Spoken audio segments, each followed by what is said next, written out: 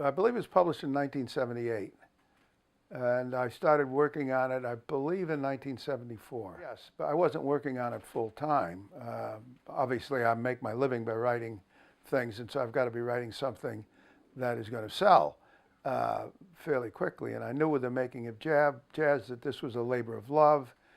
Nobody makes a lot of money out of jazz, except Wynton Marsalis.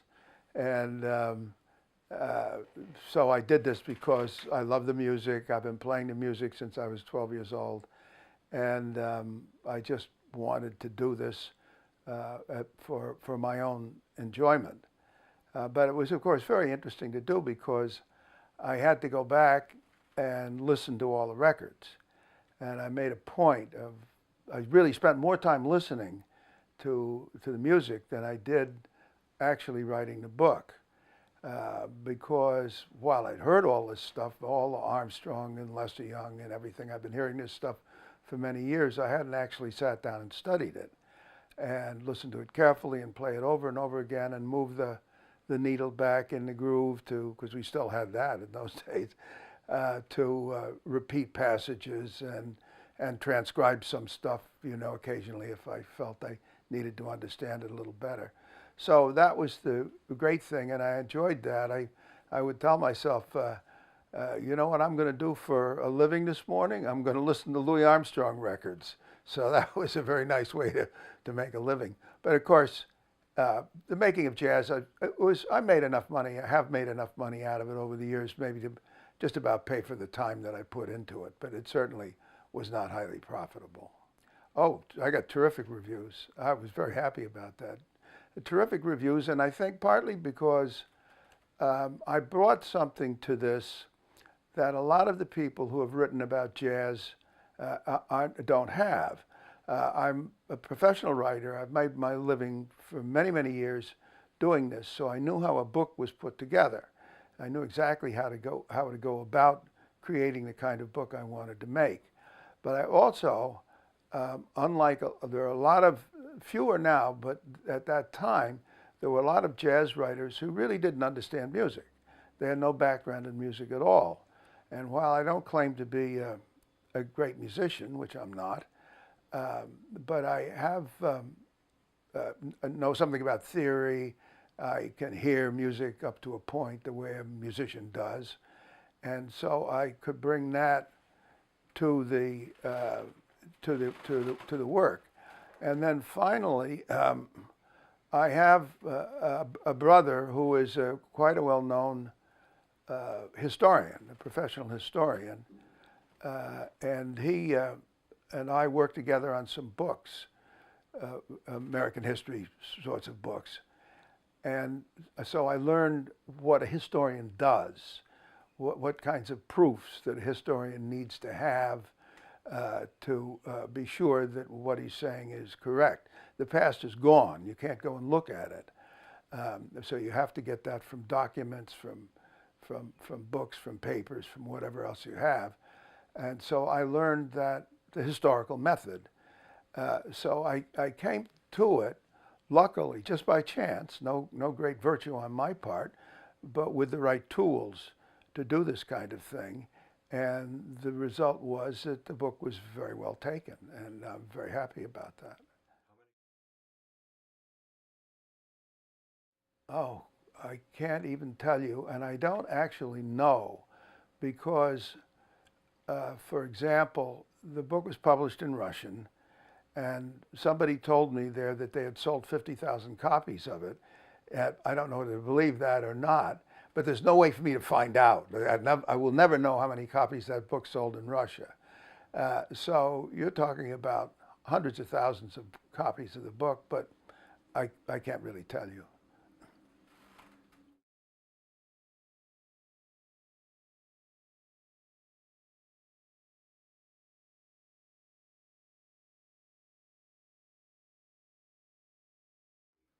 Well, that, of course, is what a historian does. You're not supposed to be making value judgments. You're supposed to say, okay, let's look and see what was being done at that time. and lay it out for the readers. Here's what the records were. Here were the styles that were being played. Here were the musicians who seemed to be important. And equally, here are some musicians that perhaps have been overlooked. But you try and keep a level hand in looking at all of these things and deal with each area as for what it was at the time. You also try and look at the audience that was going on for the music at that time.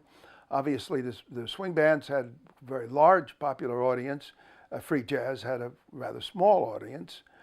So you bring that into the equation. You tell your readers about what the audience was at any particular time. So it's really the historical method.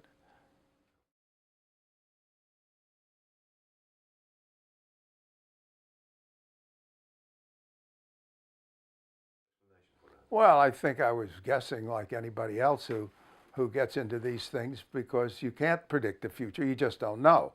But looking at the past, you hope that that's going to give some indication of the direction that things are going in, and will allow you to make some guesses about what might be coming.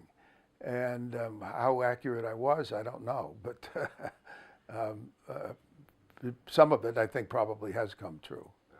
But do you think Back to this, I've always been very interested in human behavior, and I've studied a lot about human behavior, and I've studied a lot about how people have looked at this from a psychological viewpoint, from a sociological viewpoint, and so forth and so on. I've always, just for my own interest, I've always had that kinds of doing that kind of reading, and fortunately, doing a lot of magazine writing at that time when the magazines were very profitable. You were always being sent someplace.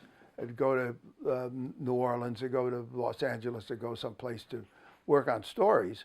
And I'd always take advantage of these trips to interview people in jazz who were interesting to me. So then I began collecting a lot of interviews and a lot of information, which I sort of stored away.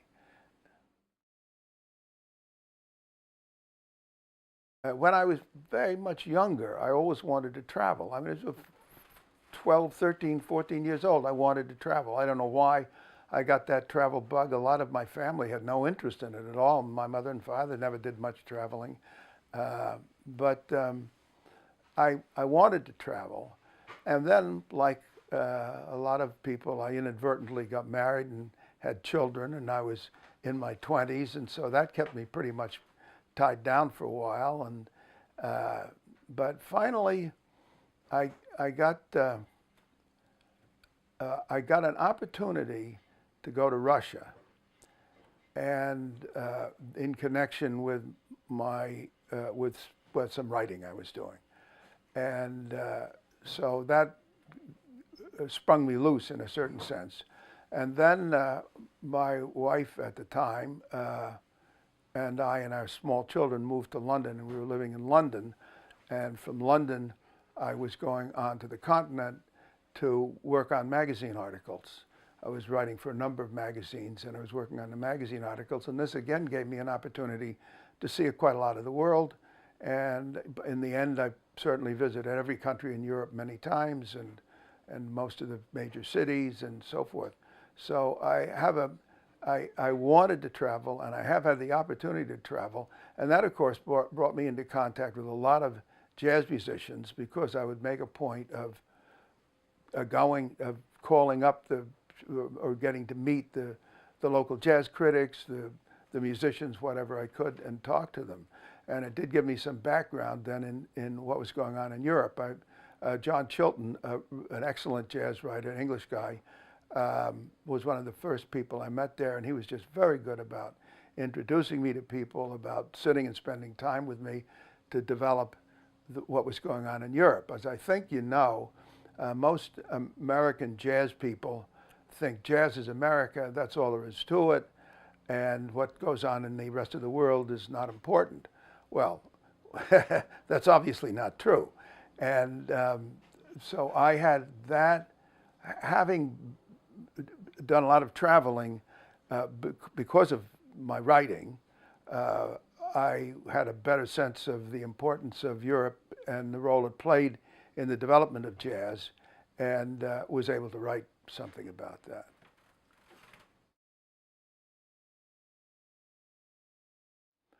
Well, that's a tough question because the differences are subtle.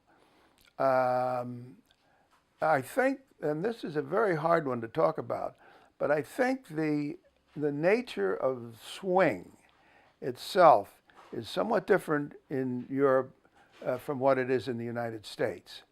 I've done some very close studies of swing, what swing actually is, the swing beat, working with one of my sons who's an authority on the psychology of some of these things. And we set some records up on some advanced equipment that he has, and we were able to break down a beat into 1,000 parts. So we could look at tiny, tiny fractions of a beat and see what was going on.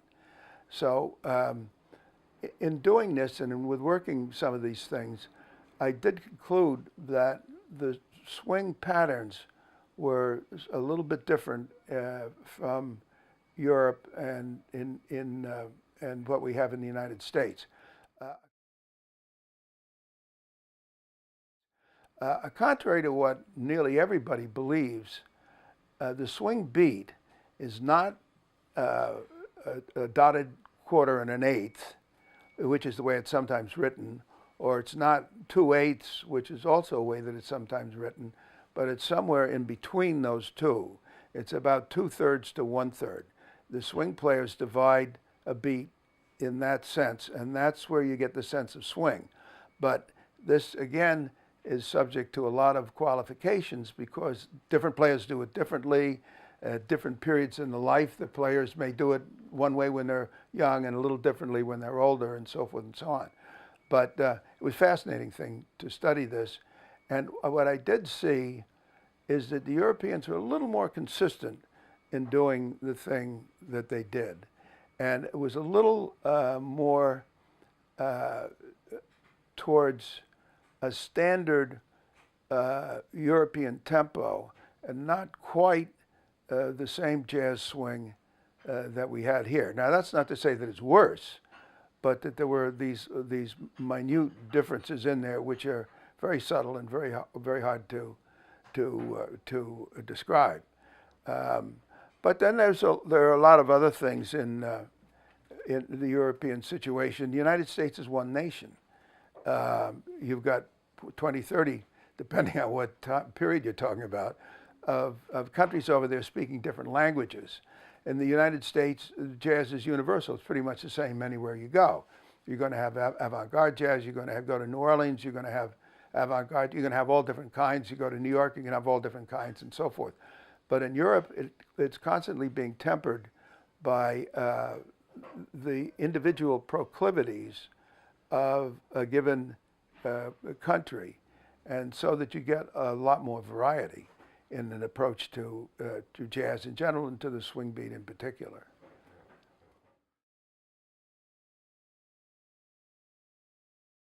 Now, we weren't hearing Django Reinhardt in the United States until long after he had been established as an important figure in Europe. So that the influence of Django Reinhardt on American guitar players didn't come until really after the Second World War. And then American soldiers who had been in Europe began hearing Django. Now, I don't mean we had never heard of Django before that, because there was some interest, some understanding of who he was earlier. But the real influence of Django Reinhardt in the United States came a lot later than it happened in Europe.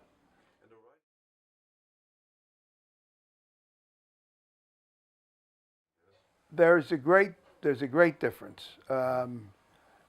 The American, most of the American jazz people were not scholars. They were people who were deeply interested in jazz, studied it, knew it very well, knew a great deal about it, but they weren't, as I've said, bringing an academic approach to it. In Europe, you got much more of the academic approach and an understanding of it from a more scholarly position. And the consequence of that is that you got a lot of writing about jazz in Europe before we were getting that much here. Now, it has often been said that people like the Belgian, right, and some of those, the Panassier book particularly, has been cried up as the first important writing about jazz. That's not true. In some of my studies, I went back and looked at everything, pretty much everything that had ever been published in the United States about jazz in the early days, in the 1920s. And there was quite a lot being written in magazines about it. And some of it very bad, of course, but some of it was quite good. And you had people like Robert Donaldson Darrell, who nobody in the United States ever heard of, and nobody in Europe has ever heard of. He was the first jazz critic anywhere.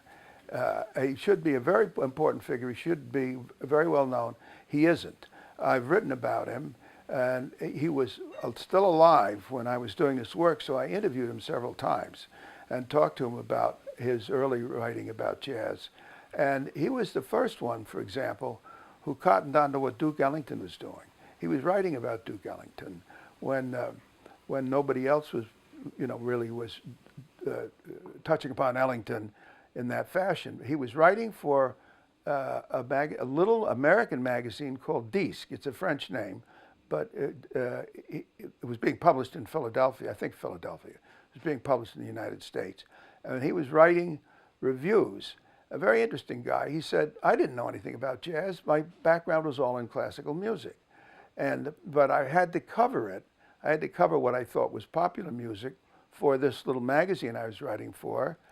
So he was opening up boxes of records and just playing them. And suddenly he began hearing Ellington, and he began hearing the Mooch, and he began hearing some of those very early Ellington pieces. And he said, wow, there's something going on here I've got to find out about. So he then began writing seriously about jazz. And so my point is that there were people in the United States writing seriously about jazz, but we didn't have anybody writing books. And while the Panassier book was, I think, has been criticized for a lot of flaws, it did have a lot of flaws, but at least he was writing a book. And you had people like Delaunay and some other people who I interviewed later on, who were doing writing about jazz in a way that the Americans weren't.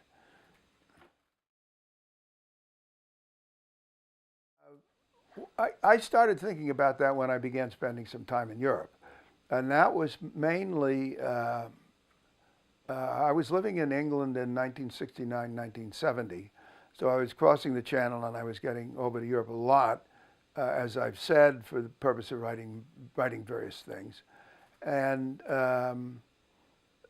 I began to see that there was a lot more jazz going down in Europe than the Americans were really aware of. And so I thought, well, this calls for a book. And there's plenty to write about. And so eventually, I began trying to pull something together.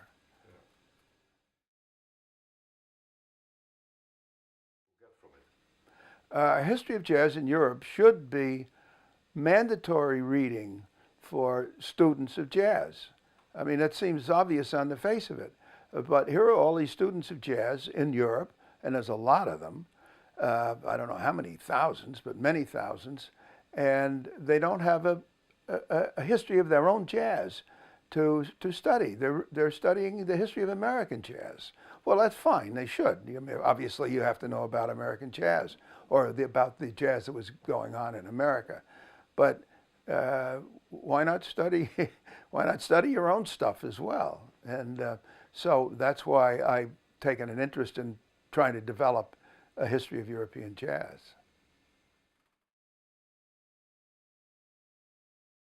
Well, I think what what you have happening is it's once more an evolution, and as happened, as Darwin had points out about the evolution of species, uh, if if a species begins to change and change, it reaches the point where it's no longer a duck, now it's a dog, or whatever. In other words, the development, the evolution of the species reaches the point where you really have a different species.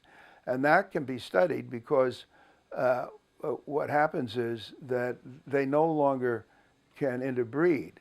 You've reached sufficient change in the species so that it would not be able to interbreed with the earlier versions of that same species.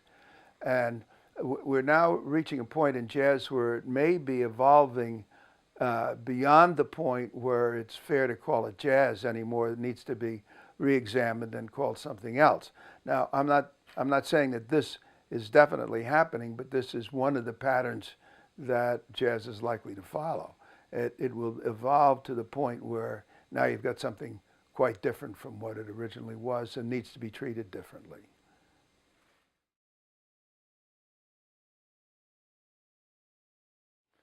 I think that the conservatories and the education of jazz, I think, is very important. Obviously, I'm very happy to see this attention being paid to the music. That's great. But one of the things that has been very recently said, something I read very recently, was that, okay, you've got these tens of thousands of jazz students, but most of them are not becoming a jazz audience. Which was contrary to what we all thought. We thought that these young people are going to be studying jazz, and so they'll want to go out there and be buying jazz CDs. They'll want to be going to clubs. They'll want to be hearing concerts of jazz, whatever. It hasn't happened. So that the jazz audience it remains about the same size it was. You have a great body of young people who have studied jazz, but okay, so they know something about it and they may value it, but they're not going out to the clubs. Now, partly that's due to the fact that young people don't have the money. You can't expect that. People, particularly retired people, older retired people, they don't have children to support anymore. They can afford to go to a club and go to concerts, go to whatever. And the young people do have a problem there because they mostly are not, they have a lot of uses for their money, and jazz isn't going to necessarily be it. But the audience for ballet is not huge either. The audience for opera is not huge. We have opera being presented in the United States, but there are, I think, many cities in the United States where they don't even have an opera. So that sort of goes with the turf. The opera, you have to expect that in any of these art forms, you're never going to have a mass popular audience.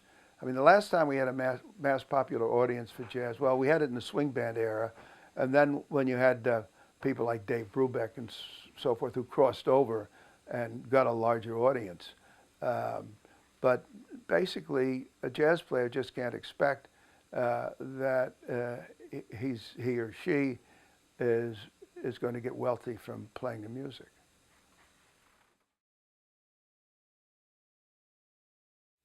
Well, I can go on talking about jazz for hours, so you don't want to get me going. There's so much to say about it, and that I've written a lot about it. I've written whole biographies of Armstrong and Benny Goodman and other people. You can certainly write a whole book about these people, and you still haven't said everything that there is to say. So there's a great deal, that you can always say about jazz. I love the music. I find the subject fascinating. I'm interested in the whole thing, and having music in my life has meant a great deal to me.